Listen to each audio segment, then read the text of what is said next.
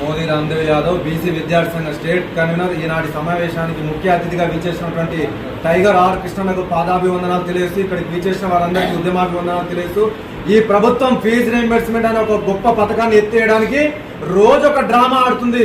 గతంలో GO number 7 తెచ్చి ఇప్పుడు జీవో నెంబర్ 8, 9 అని చెప్పి ఒక దొంగ వైఖరి ఈ ప్రభుత్వం అవలంబిస్తుంది. ఏ మాత్రం మీరు ఫీజు రీయింబర్స్మెంట్ పథకాన్ని ముట్టుకుంటే రాష్ట్రం అగ్నిగుండం అవుతుంది అని చెప్పి హెచ్చరిస్తున్నాం. మీరు విద్యార్థులకు రావాల్సినటువంటి 10,000 కోట్ల ఫీజు రీయింబర్స్మెంట్ బకాయిలను వెంటనే విడుదల చేయాలి.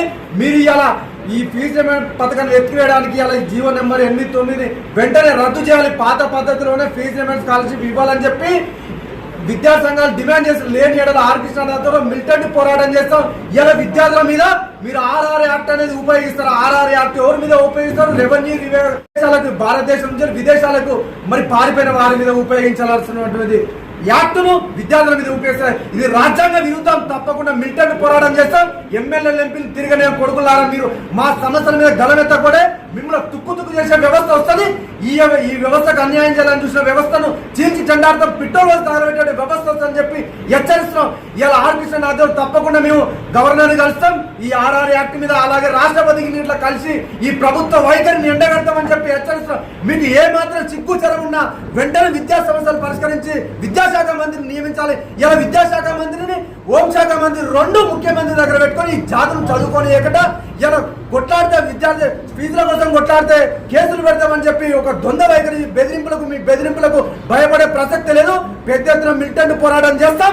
తెలంగాణ ఉద్యమంలో ఏ విధంగా అయితే చేసినామో మొన్న ఆర్ కృష్ణ ఇచ్చినటువంటి బంధు పిలుపు ఏ విధంగా జరిగిందో చూడొచ్చు. ఆర్ కృష్ణ శిష్యులు అదిరిపేటలు బెదిరిపేటలు కాదు, ఎంతటి సమస్యలను ఎదుర్కొంటాం. ఈ ఉద్యమాన్ని ముందుకు తీసుకొని పోతామని చెప్పి హెచ్చరిస్తున్నాం. ఆ విద్యార్థులు రావాల్సిన ఫీజు రీయింబర్స్మెంట్ స్కాలర్షిప్ విడుదల చేయాలి. రాష్ట్రంలో 2,50,000 ఉద్యోగాలు భర్తీ చేయాలి. అప్లై చేసుకున్న ప్రతి ఒక్కరికి ఓవర్సీస్ స్కాలర్షిప్ ఇవ్వాలి. అలాగే మరి సంక్షేమ హాస్టళ్లకు మరి ఆనాడు కొట్లాడి కృష్ణ సంక్షేమ హాస్టళ్లకు సొంత భవనాలు నిర్మించాలి. మరి అప్లై చేసుకున్న ప్రతి ఒక్కరికి హాస్టల్లో వసతి కల్పించాలని చెప్పి ఈ ప్రభుత్వాన్ని డిమాండ్ చేస్తున్నాం. విద్యాశాఖ మంత్రి నియమించి విద్యార్థులు రావాల్సిన 10,000 కోట్ల ఫీజు రీయింబర్స్మెంట్ బకాయిలు విడుదల లేని ఎడల మరి జూన్ 15 తర్వాత మిలిటెంట్ పోరాటాలు ఉంటాయి. ఎమ్మెల్యేలు, ఎంపీలు తిరిగిన కొడుకులారు మీరు ఏ విధంగా దాచుకున్న గుంజుకొని వస్తాం. మాకు జరుగుతున్న ఈ అన్యాయాన్ని తప్పకుండా వెలికి తీస్తాం. మిమ్మల్ని అంతిమంగా మిమ్మల్ని బొందబెట్టడానికి మేము సిద్ధమైన. ఎందుకంటే మా ఉనికి, విద్యార్థుల ఉనికి లేకుండా చూస్తే మీ ఉనికి మీ ప్రభుత్వం లేకుండా చేయడానికి సిద్ధంగా అని చెప్పి హెచ్చరిస్తున్నాం.